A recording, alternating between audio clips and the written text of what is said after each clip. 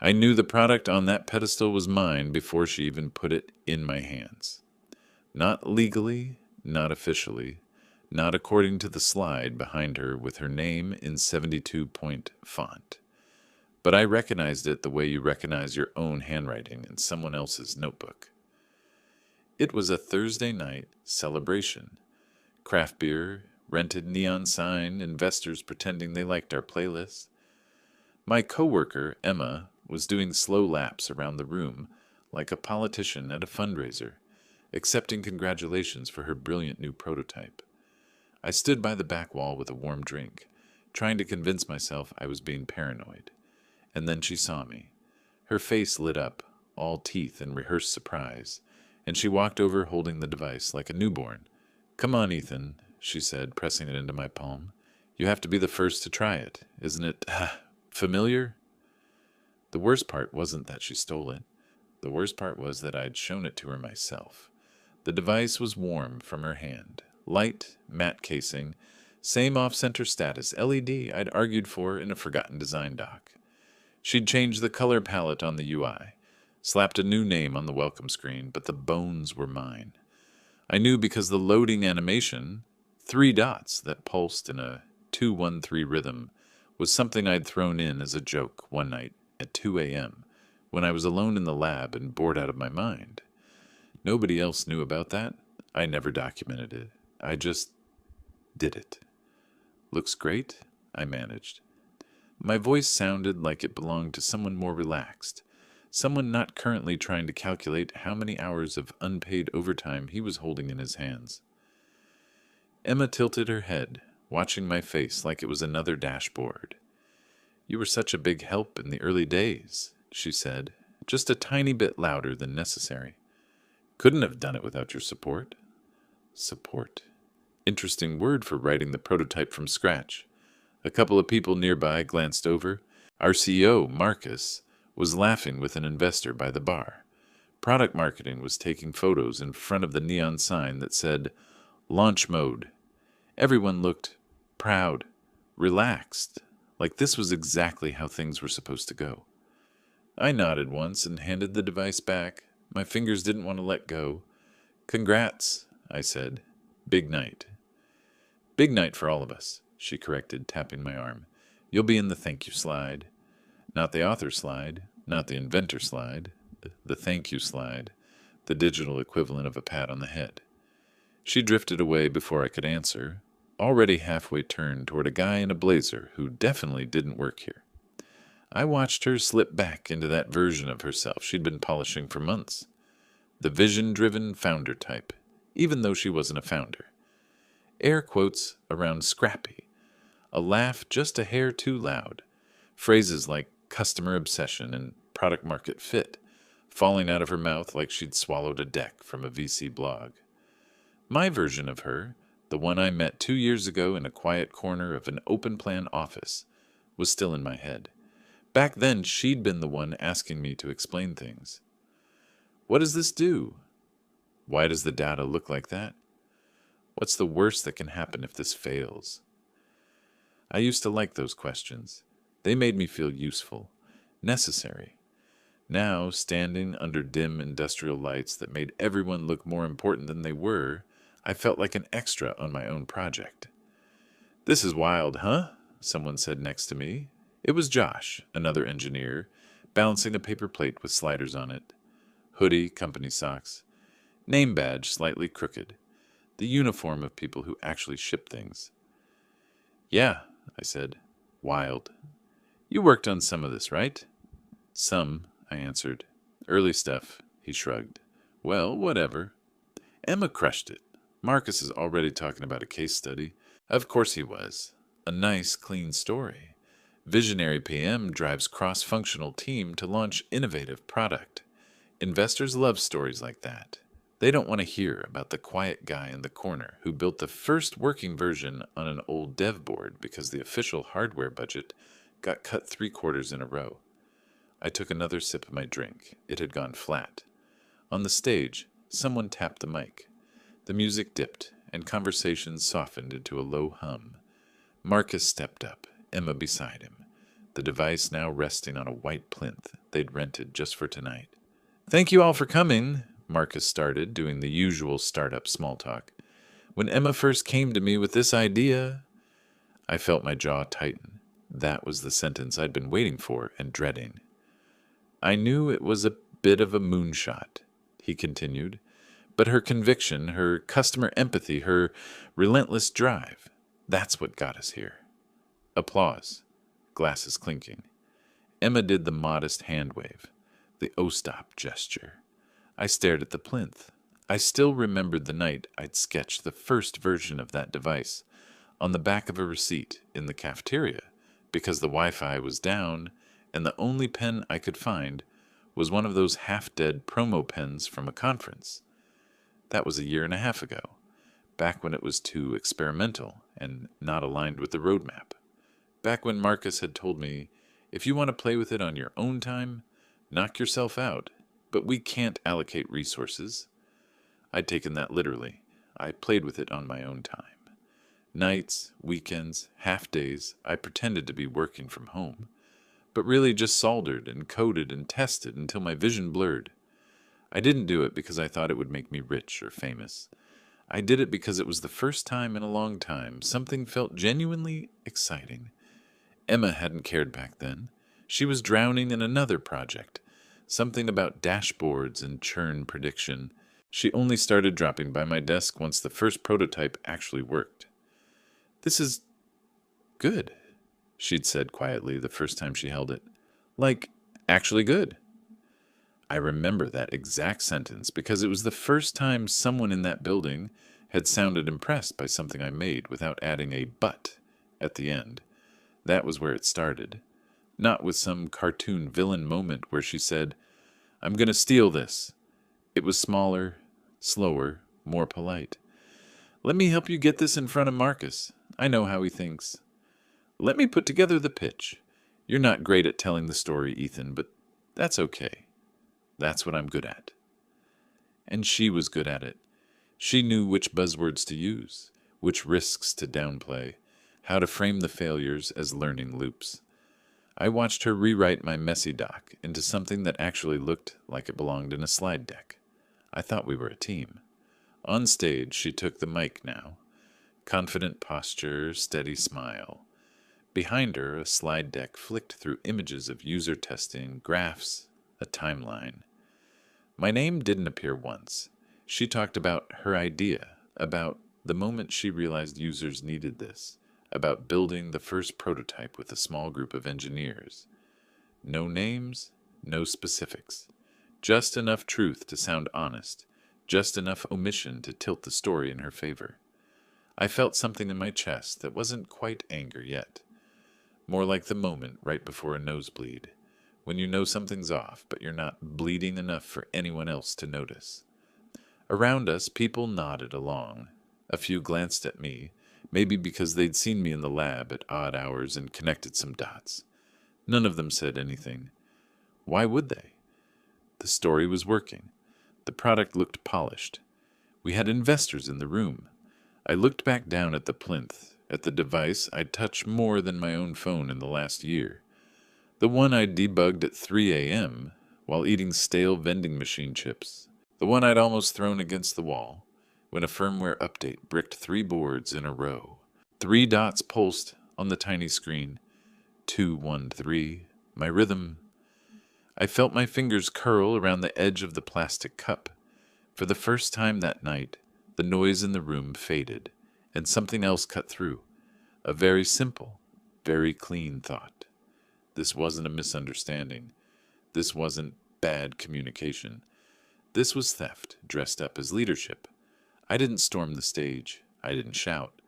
I just stood there, listening, and started quietly doing what I was actually good at. I began to remember. Dates, versions, commits, Slack messages, calendar invites, every little breadcrumb I dropped over the last 18 months without realizing I might need them. The applause from the launch party was still echoing in my head when I got home that night. Not because it was loud, but because it felt like it didn't belong to me. It was applause for a story I wasn't in, for a product I had built but somehow didn't own anymore. I sat on the edge of my bed, laptop open, staring at the blank search bar in my email. My fingers hovered over the keys for a long moment before typing the first word, prototype. Dozens of threads popped up. Some were old, some forgotten, some so short they barely counted as conversations. I scrolled through them slowly, methodically, the way someone looks through security footage after a break-in, not expecting a confession, just hoping for a pattern. And then I found it. An email I'd sent Emma 15 months ago. Subject line, test build, don't share yet. I opened it. There it was. The early diagram, a crude block layout, my description of the rhythm-based animation, the off-center LED placement, even a note at the bottom. Messy but functional. Could be something real if we ever get the time. Her reply, sent 12 minutes later. This is interesting. Let's talk. That was all. No enthusiasm, no questions. Just a seed she could plant later. I kept digging. Every time I thought I remembered a conversation wrong, another message confirmed I hadn't. She had always been polite, cooperative, supportive even. But there was a pattern. She never committed anything to writing unless it was vague. She never acknowledged specifics. She never mentioned the word authorship.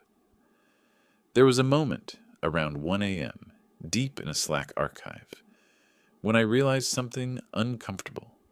She hadn't stolen the idea impulsively. She'd positioned herself for it, step by step, while I assumed shared excitement meant shared ownership. I leaned back in my chair. The room felt too quiet. But that was just the beginning. The next morning, the office felt different, not hostile, just careful. Everyone nodded at me a little too quickly. A couple of engineers gave me that look people give when they've witnessed something but aren't sure they're allowed to acknowledge it. Emma breezed in around 9:30, latte in hand, her energy so bright it felt performative.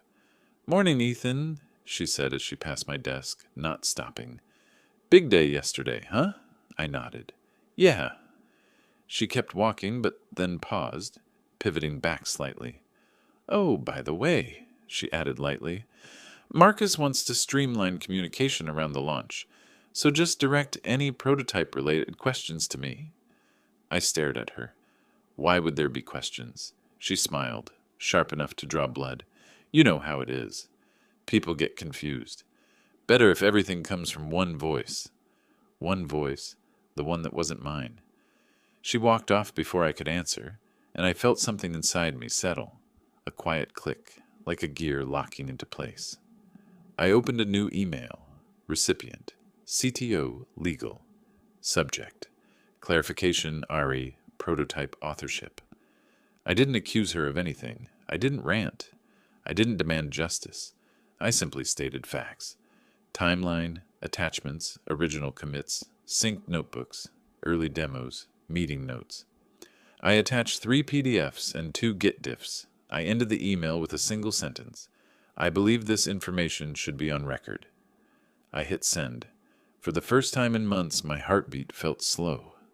Steady. Around noon, Marcus called me into a meeting room. Glass walls, too bright, air that smelled like disinfectant wipes and pressure. He closed the door with a sigh. "Ethan," he began, "look, I got your email. This is complicated." "It's factual," I said, "not complicated." He pinched the bridge of his nose, a gesture I'd seen him do whenever budgets went over or deadlines slipped. "No one's disputing your contributions," he said, "but Emma has been leading the strategy. The narrative is already public-facing. Investors... So this is about the narrative." He hesitated. That was enough of an answer. "Ethan," he said finally, "I need you to trust that we're doing what's best for the company." I stared at him, and for the first time, I noticed something I hadn't seen before. He wasn't protecting Emma. He was protecting the launch, the brand, the story that made the company look stable and visionary. I walked out of the meeting before he could finish another sentence. Not angrily, just done. Back at my desk, I reopened Git. There it was. A commit from 14 months ago. time-stamped with my username, implementing the first version of the exact feature Emma had demoed last night. Identical logic, identical structure, even the same commented-out snippet I'd left as a reminder to myself. She hadn't even cleaned up my comments. I felt something warm in my chest. Not rage, but recognition. A line had been crossed, and not quietly. Around 3 p.m., Emma stopped by my desk again. "You okay?" she asked in a tone that suggested she didn't care about the answer. I looked at her calmly. "You knew this was mine." She blinked, a fraction too slowly. "Ethan, everything in this company is collaborative. No one owns anything. You know that." "That's not what the documentation says." Her jaw tightened, just barely. She straightened up, voice lowering. "Please don't make this messy. We're both adults." I didn't reply. She left, annoyed. Not scared. Not yet. By the time the office lights dimmed and people began heading out, I had a folder on my desktop labeled Foundations. Emails, mock-ups, commits, tests, notes, dates, screenshots of Slack threads, all verifiable, all traceable, all mine. That night, as I shut down my laptop, a thought surfaced. Clean, sharp, undeniable. I wasn't the problem. Her story was, and I wasn't done yet. By Monday morning, the office felt like a shaken snow globe. Nothing visibly broken yet, but everything unsettled.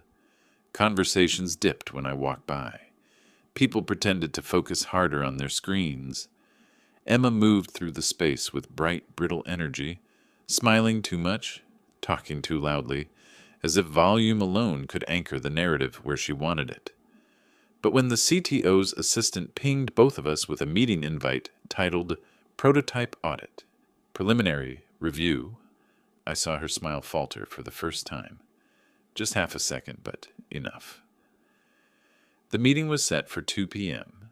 Small conference room, glass walls, no place for theatrics, and then silence, the kind that means something's gone wrong. By noon, I noticed something odd. People weren't avoiding me. They were watching me. Engineers, designers, even someone from HR. Not hostile, not supportive, just observant, like they knew something was about to tip. At 1:45, I walked into the room. CTO already seated, a folder in front of him, legal counsel beside him, tapping a pen quietly. Emma entered last, posture tight, like she was walking into a courtroom instead of a meeting. "Let's get started," the CTO said.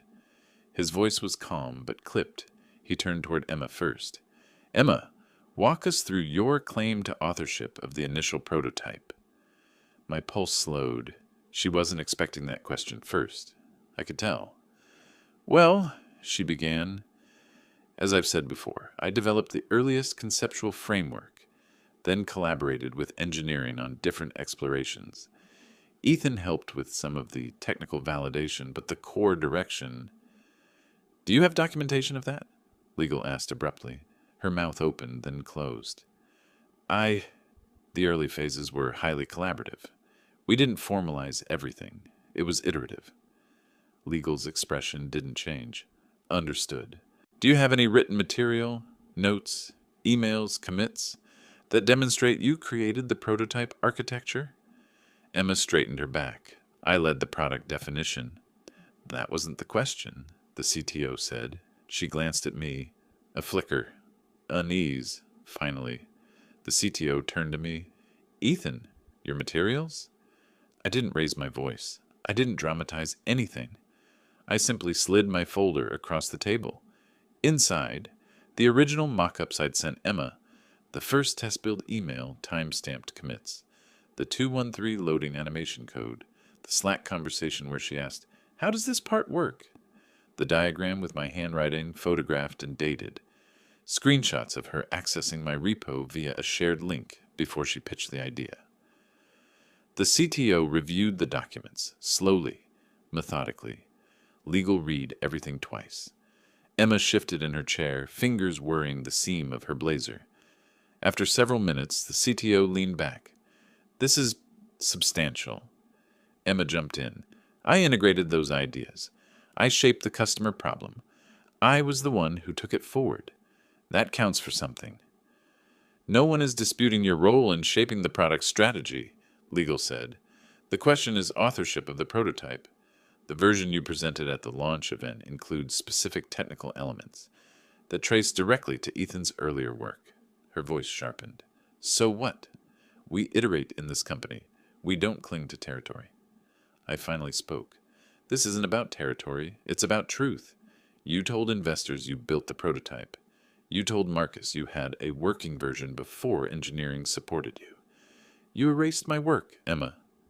For a moment she looked at me the way someone looks at a fire alarm that won't stop ringing. Not with fear, with inconvenience.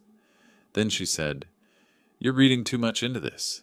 If we go backwards picking apart contributions, nobody wins." Legal closed the folder with a soft, final sound. Actually, someone does win. The person whose intellectual property is being misrepresented. Emma's face went pale. "This isn't fair," she whispered.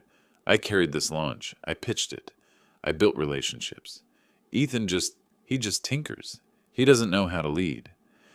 "That may be your perception," the CTO said, "but it doesn't override the documentation." Her composure cracked. "You can't seriously be taking his side." The CTO looked at her for a long moment. "This isn't about sides. It's about integrity and liability." There it was, the word that actually mattered. Liability. Because if investors had been misled, even unintentionally, the company was at risk. And she had done more than mislead them. She had rewritten history in real time and assumed no one would question it. Legal spoke again. "Effective immediately, the product launch will be paused for audit. We will need full access to your pitch materials, Emma. Every draft, every outline, every version. Do you understand?" Her jaw clenched, but she nodded. The meeting adjourned with a tension so sharp it felt physical. As we filed out, she grabbed my arm. Her voice was low, shaking. "You think this makes you the hero? You think anyone will like you after this?" I looked at her hand until she let go. Then I said the truth, not dramatic, not angry, just real. That night, I stopped being the hero. She stared at me, not understanding. But the line wasn't for her. It was for me. Because heroes stay silent. Heroes hope things work out. Heroes believe fairness eventually arrives on its own. I wasn't doing that anymore. By the end of the week, the fallout had begun. Executives whispering behind closed doors. Engineering managers pulling historical tickets.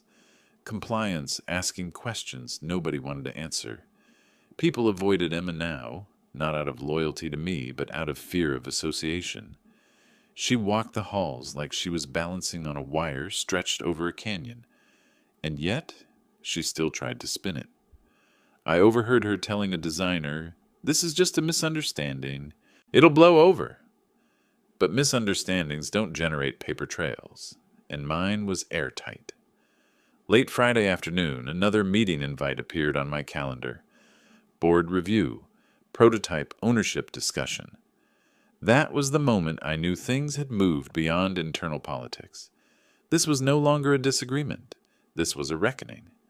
When I entered the boardroom and saw the investors seated, not smiling, not chatting, just waiting, I understood what was about to happen.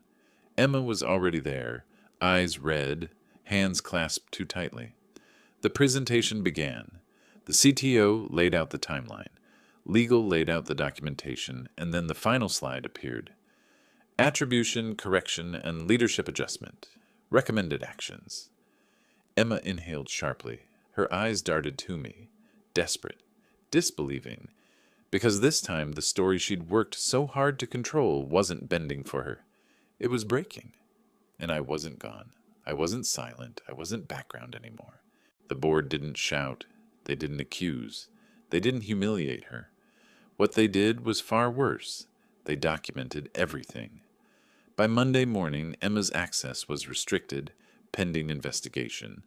Her calendar emptied, her Slack status vanished, and her name disappeared from the launch pages the marketing team had proudly posted just a week before. The company didn't make a spectacle of it. They never do. But silence in corporate spaces is its own kind of announcement, and everyone heard it. I didn't gloat, didn't celebrate, didn't even feel triumphant. What I felt was gravity. That slow, heavy understanding that choices, even small ones, always come due. 2 weeks later, the CTO called me into his office. Not a meeting room, his actual office. He closed the door gently. "Ethan," he said, folding his hands, "the board has concluded the audit." My chest tightened for a moment, even though I already knew what the outcome would be. "You were right," he continued. "Your work is the foundation of the prototype. Legally, technically, historically, as it's yours." I stayed still. I'd learned by now that silence reveals more than questions. The CTO exhaled slowly. "We're issuing an attribution correction across all internal and external documents. You'll be listed as the primary inventor. We also want you to lead engineering on the relaunch." There was a time when hearing that would have made me proud. Back when I believed recognition felt like oxygen instead of a spotlight. Back when the idea of leadership sounded like validation, not responsibility. This time, the feeling was different. Stillness, not excitement. Clarity, not adrenaline. "Okay," I said quietly. "I'll do it." It wasn't a victory. It was a restoration. Emma didn't return to the office. HR announced she had transitioned out of the company, which was the sanitized phrase for being dismissed with a severance package carefully calculated to be humane but not generous. She sent no message to the team. No goodbye, no explanation.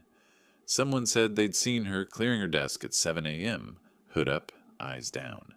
Another said she tried to argue her case to one last investor who listened politely and then told her the problem wasn't the narrative, it was the evidence. People can forgive mistakes. They can even forgive ambition, but they don't forgive fraud when the paper trail is this clean. For weeks, the building felt quieter. Not tense, just different. Like the air had settled after a long storm. The new launch wasn't glamorous. No neon sign, no rented venue, no speeches. We rolled the prototype out in a small internal demo, with a handful of engineers crowded around a conference table and the CTO standing beside me. He gestured for me to speak. I looked at the device. Familiar, solid, no longer mine to protect, but ours to build on. I didn't make a big speech, didn't tell a story, didn't reference what happened. I just said, "Let's make this real." And we did. A month later, I got a new title. Not flashy, just accurate. A bump in pay, a seat at more strategic meetings, and more autonomy than I'd ever had. But the real change wasn't professional, it was internal. I stopped giving away unfinished ideas in casual hallway conversations. I documented everything, not out of fear, but out of respect for myself. I learned to say no when someone tried to borrow my time without acknowledging the cost. I stopped assuming collaboration meant equal stakes. For the first time in my career, I started acting like my work mattered, not waiting for someone else to validate that it did. One evening, I stayed late to finish a build. The office was mostly empty, lights dimmed to their nighttime settings. On the way out, I passed the plinth from the original launch party. Shoved into a storage corner, half covered by a tarp, I stopped, pulled the tarp back. Dusty, scratched, forgotten. Some objects preserve memory. Some expose it. The plinth didn't make me angry anymore. It just made something inside me settle deeper, more firmly. Not resentment, not bitterness, just resolve. I whispered to myself, quietly but with conviction, "I don't disappear anymore." A week later, the relaunch announcement went out.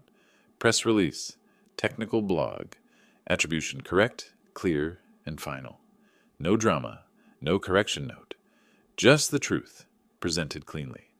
People congratulated me, some sincerely, some out of politeness, some because now it was safe to. But I didn't do it for any of them. And I didn't do it for Emma either. I did it because letting someone rewrite your story is the fastest way to vanish from your own life, and I wasn't going to be background anymore. When the day finally came to ship the first official build, I watched the loading animation flash across the screen. 3 dots pulsing in that familiar 213 rhythm, my work, my choice to finally stand up for it. And then I felt it. Not triumph, not revenge, not vindication. Peace. Quiet, grounded, earned peace. Because this time, there were no missing names, no stolen credit, no twisted narrative. Everything was exactly where it belonged, including me.